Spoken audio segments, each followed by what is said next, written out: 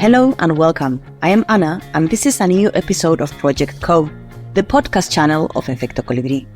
A channel inspired by words that start with co, community, consciousness, co-creation, co-evolution, and of course, colibrí, which in Spanish means hummingbird. We have honest conversations with change makers to explore mindsets and initiatives for positive change. The stories we tell and the stories we listen to have the power to regenerate our perception of ourselves and others. Stories regenerate. This is why at Efecto Colibrí we produce and distribute podcast content to inspire you to create a more human reality in harmony with planet Earth. Discover more at www.efectocolibri.com. It takes a village to raise a child. Human beings thrive when they are part of a community that supports them and to which they contribute. Research shows that people live longer, healthier lives when they feel connected to others. The process of bringing new life into the world is no different. Having a community that makes you feel safe and supported during this journey has a profound impact on the lives of parents, their children, and society as a whole. Today, I am thrilled to be speaking to Karoll Ramamonjisoa, founder of Parentally, a social enterprise dedicated to supporting the well-being of new and future parents throughout their parenthood journey. Yes, thank you very much. I'm very happy, very excited to have this chat with you. Thank you so much. Thank you for joining, really. I mean, the first time we met, I think, was 2023, in the Social Tides group. What a joy, to be able to get to know so many interesting social entrepreneurs, and especially you. We have been collaborating and talking to each other for a while now. Yes, and likewise, it's been a pleasure really to get to know you too, and also to get to work with so many inspiring social enterprises. That's the thing. The community that we've built and the ability we have that we stay in touch still after the end of the program. Yes, completely. Karoll, you are invited. I have invited you to Project Co because I admire your work, because I admire you as a social entrepreneur, as a female social entrepreneur, and I would like to get to know you a bit better and to share your story because I find it so inspiring with our audience. No, tell us, where are you from? I am originally from Madagascar. I was born in Madagascar, in the capital city of Madagascar. Both my parents were Malagasy. And then when I was 5, we moved to France. And this is where I spent most of my childhood and also where I did my studies. Why did you move? I think my parents wanted us to have a better education, offer us better opportunities for an education, for life. And my parents were both also, they both studied in France, so they also held the French passport, so it was easy for us to get there. And they felt like it was a good time for us to move there with Actually, you have a French accent. When you speak English, yes. Really? Of course, yes. I don't even try to hide it anymore. I think it adds to my French. Totally, it adds to the how do you say, a colorful identity, which is something that I find very, very inspiring and attractive. And it's it's good because it talks about different wisdoms, different values somehow. I think it's super interesting, because at the end, how would you say that all these different experiences, living in so many different countries and cultures and working in so many different areas and sectors have shaped you and your character as an entrepreneur? Yes. How do you asking me the question? How did they shape me? Yes, it's a great question. I think it's not always easy to answer that. And in these times, people always ask me, "Where do you come from?" And sometimes you feel like you don't want to tell the whole story, but actually you have to, because it's everything that you take from every past experience that you've had in life that shapes what you are today. And I think it shapes everything that I do. When I was younger, when I was a student, I wanted, to study in travel and tourism because I wanted to go back to Madagascar to help, promote tourism in Madagascar, sustainable tourism. And then plans changed, of course, but you always know, I always keep a strong connection with my home country, and I call both France and Madagascar my home countries because they are. But I take my experiences from these countries as I move forward as, inspiration to build what I do. And it's definitely something that reflects on Parentally. Okay, tell us about Parentally, your company. Yes, that's where it gets interesting. So, in a nutshell, Parentally is a platform dedicated to supporting the well-being of new and future parents. And we are basically a marketplace that gathers all the different professionals who can help parents prepare for parenthood and also navigate all the twists and turns of this parenthood journey. So we gather professionals such as childbirth instructors, doulas, lactation consultants, child sleep coaches, postpartum care providers, massage therapists, nutrition. Wow. You name it. All the professionals who can really be a great support for parents during this transition that is becoming a parent. What would you say are the main challenges of becoming a parent? I want to be a mother. Soon I'm going to be ready to do so. So I'm asking because I'm really genuinely, which are the main challenges that you experience as a mother, and that you see that other people who you connect with are experiencing? I think there is no easy answer to this question because, of course, every parenthood experience is unique and different, and also that parenthood is such a multifaceted journey, and with such, many different stages from the moment you get pregnant and even before when you are starting to plan a family until the moment like your children are 18 years old or older. You will face so many different joys, but also challenges. Me, for instance, so I come from a very large family. Like my father had 11 siblings and my mother 7 because there were 8. So she has 7 siblings. Yeah, I've been always very close to my family and, I've seen a lot. I've seen my aunts, my cousins, my uncles get involved, in raising this bunch of kids, And when I became a parent myself, when I saw them, it felt so natural. So I was like, okay, this is gonna, everyone's been through this. This is a natural thing I can handle. I'm just gonna go with the flow. The first struggle that I faced was so I had a very beautiful pregnancy. It was really nice. I love being pregnant. I've been pregnant twice. It's always been great. I love it. But then childbirth was quite, I can say challenging for me. It was quite hard because I was underprepared because I thought, I would just go with the flow and everything would go well. But it didn't. And, long story short, I got a C-section. I also got the epidural for a very long time.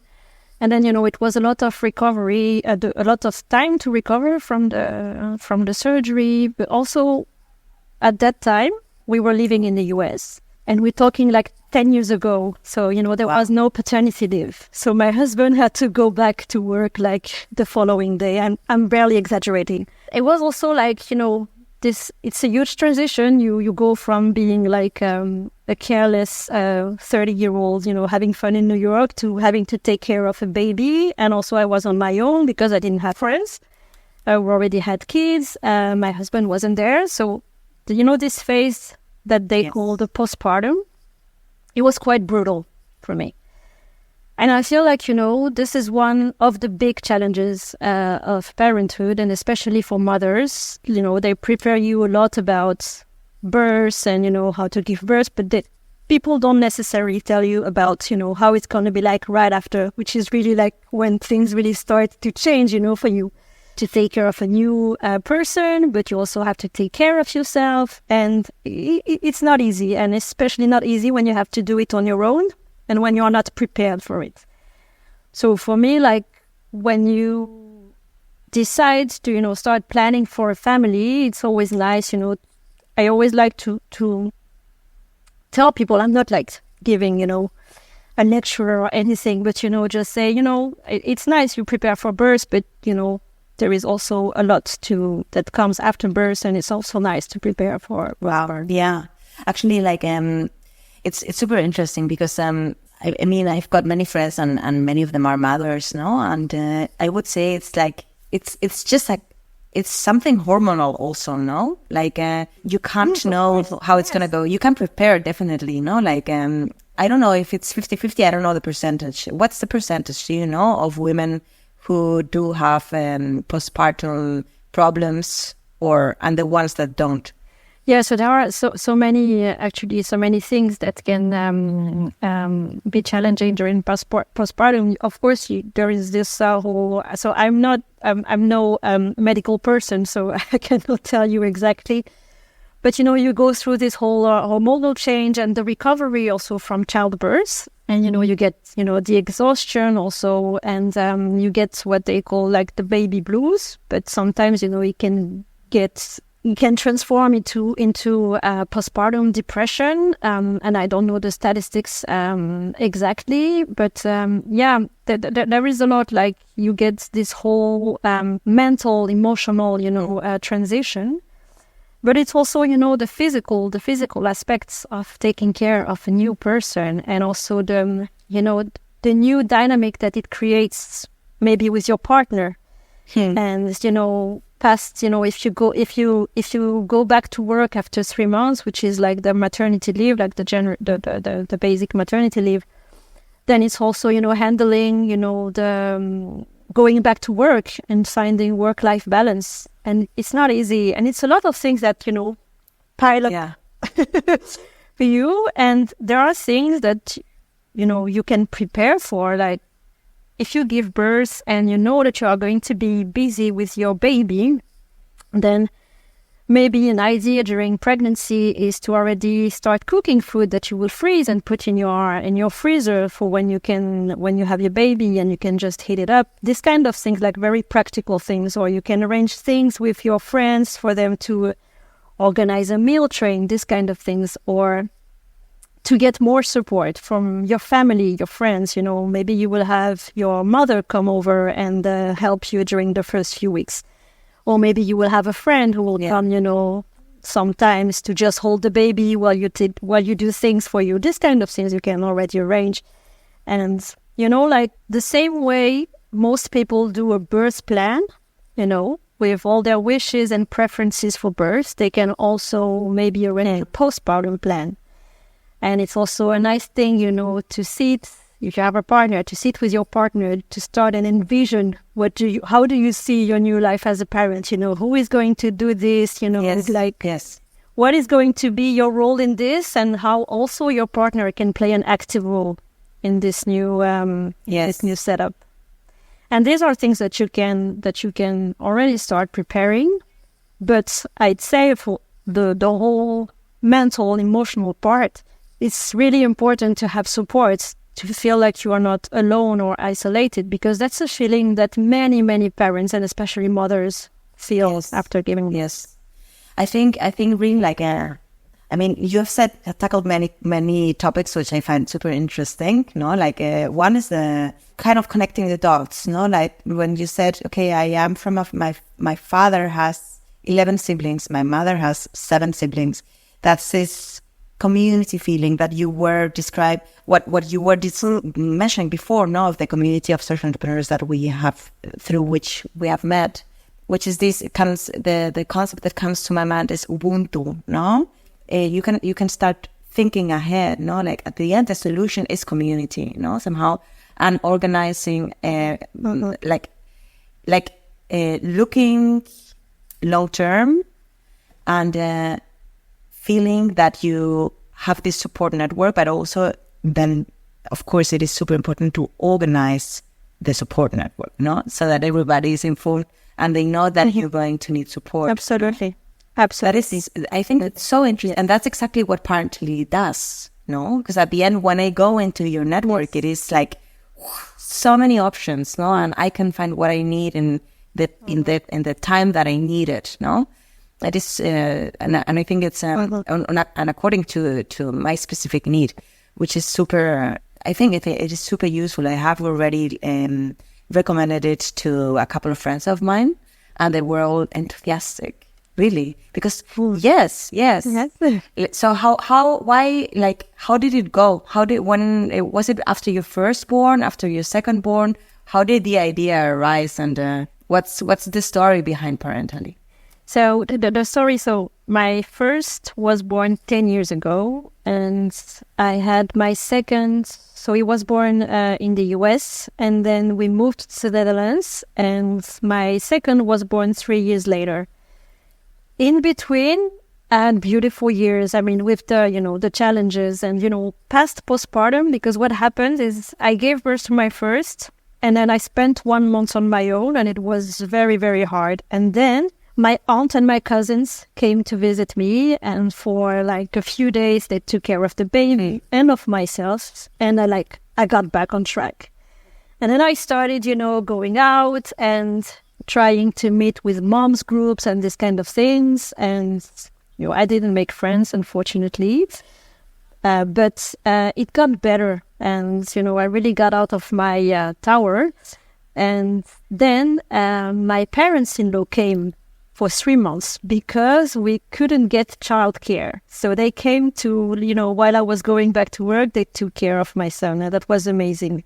And after these 3 months, we left the US and we arrived in the Netherlands. And life here with a family, with baby is amazing. I don't know why I cannot recommend it enough. I love it. But yeah, basically, I got pregnant here. I was very excited. But then as, the due date approached, I got really I got really panicky because, all the memories from the first birth came back. And then I was terrified. I didn't want to I didn't want to have a C-section because I'm biking every day because I wanted to be able to take care of my kid. And the first time, I had to stay in bed. I don't know for how long because I couldn't stand because of the not wake up, but stand because of the scar. And also I didn't want to have an epidural because it took me it didn't work. It worked well, but I had it for too long and it took me a lot of time to recover from it. So I didn't want that. So I didn't want medication. I didn't want a C-section.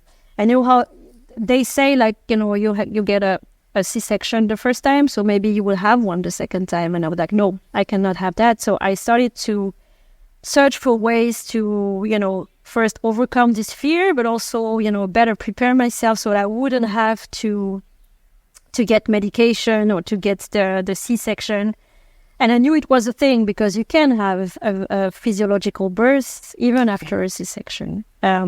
So my midwives, they told me, maybe you can try acupuncture. And then my acupuncturist told me, maybe you can try hypnobirthing. And, each time it was about, going online, searching for someone, reading reviews, And I did hypnobirthing. I had a beautiful birth.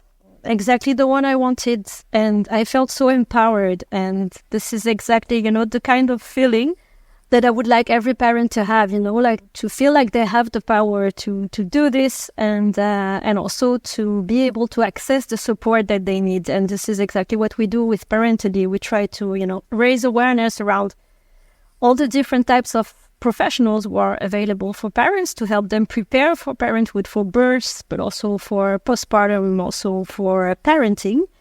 But also, spotlighting all these professionals individually so that each parent can find the professional that will really match, their needs, because every parent's need is different. I needed this, but, not every woman, not every parent needs this. It really depends. Some parents won't need any support at all. And that's amazing. It's great for them. But I feel like many parents need support. We are not meant to do this parenting, this parenthood thing alone. It was always meant to be, to be done together, like the proverb, like the African proverb. Exactly.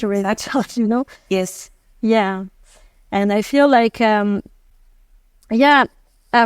were, like in the Netherlands, the prenatal care is done by the midwives. So this was my second child, and maybe, I didn't have so many questions, but like the checkups were between 10 and 15 minutes. And I don't feel like, if it's your first pregnancy, or even if it's half an hour, you have so many questions. You don't know anything. And sometimes, it's just like healthcare providers maybe don't have enough time, to help you prepare for birth or to answer all of your questions. And sometimes it's also just a matter of, you cannot know what you don't know. Maybe you don't know what to ask, And I feel like when it's like this, when you have professionals who are there for that, who can, help you prepare for birth and see you for 1 hour to answer all your questions, all your concerns, it can be really valuable, can be really helpful in terms of, reassurance and encouragement. And then this is the example of childbirth courses, but, there are so many other professionals who can really play a very important role in the life of of parents. Thank you so much, Karoll, for sharing all the things that you're sharing and for sharing your story, which is so meaningful. Sometimes, I don't know if this is something which is currently still happening in Europe, but definitely in Latin America, where my partner is from, that happens. It's still a taboo, to talk about this. So many mothers or recent mothers feel ashamed that they're feeling guilty and that they're feeling sad after giving birth. So it's and it's still a taboo. They don't talk about it. So I think your mission also, like what you're doing with Parentally, is also contributing to breaking this taboo, and making it transparent and normalizing it so that people can really ask for help, And something that's because I think at the end, life.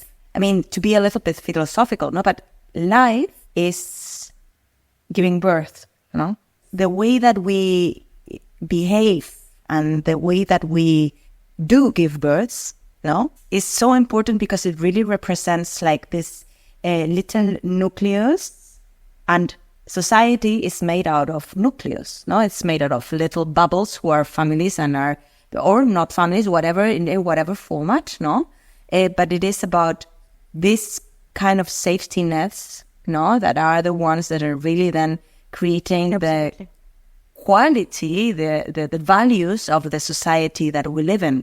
So when you have parents that do feel safe and happy, and kids that do feel safe and happy, then it is much easier to have a society that does feel safe and happy. Yes, I couldn't agree more. Yes, 100 times.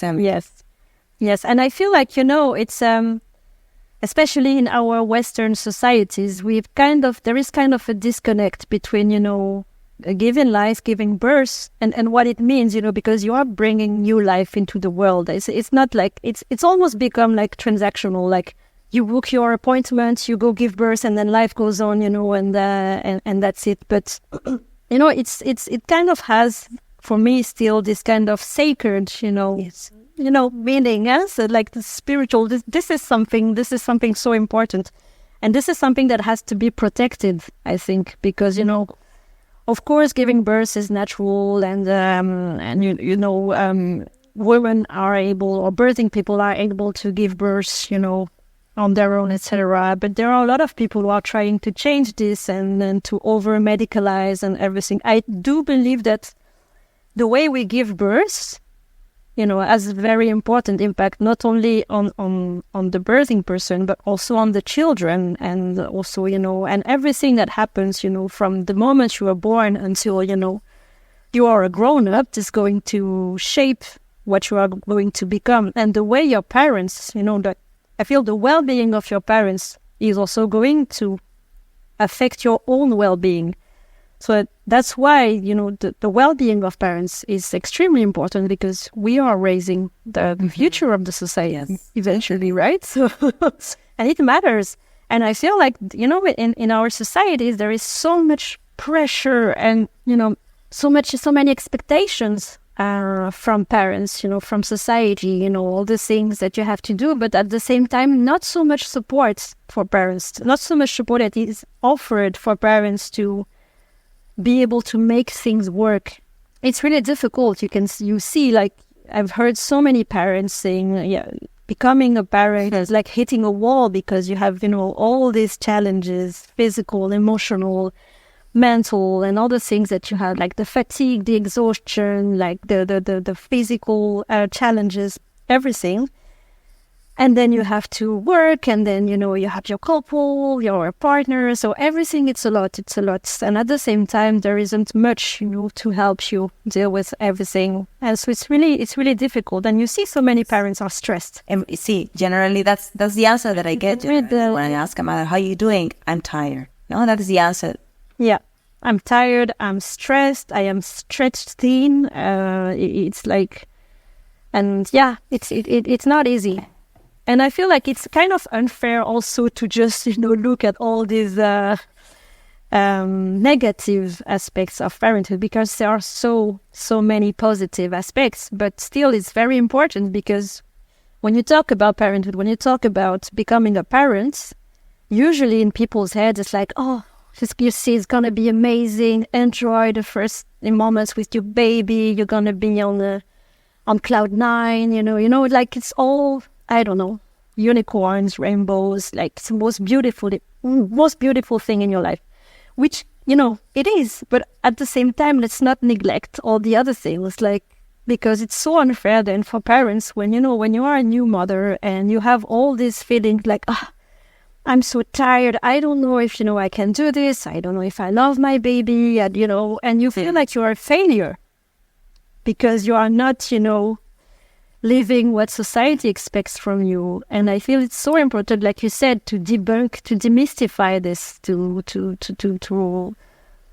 remove the taboo around, the struggles of parenthood. It's beautiful, but it's tough. It's really tough, especially when you do it on your own. Karoll, what message would you like to leave to our community of hummingbirds?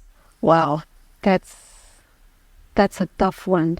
I am a big believer in supporting each other, and I feel like in so many aspects of our lives, supporting each other and connecting with each other is the way that we can best move forward, Like you said, in the spirit of Ubuntu, I am because you are. Supporting each other, building communities on your, in your personal life, in your professional life, like for everything is really a good way to move forward and to, create a society that, works well together. I think there are so many these days, so many division, so many, people opposing each other's. For me, in every aspect of my life, it's always community that helped me, move forward and grow. And I feel like it's always great to build communities and to have communities you can rely on. Thank you so much, Karoll. It has been a great pleasure. You're welcome.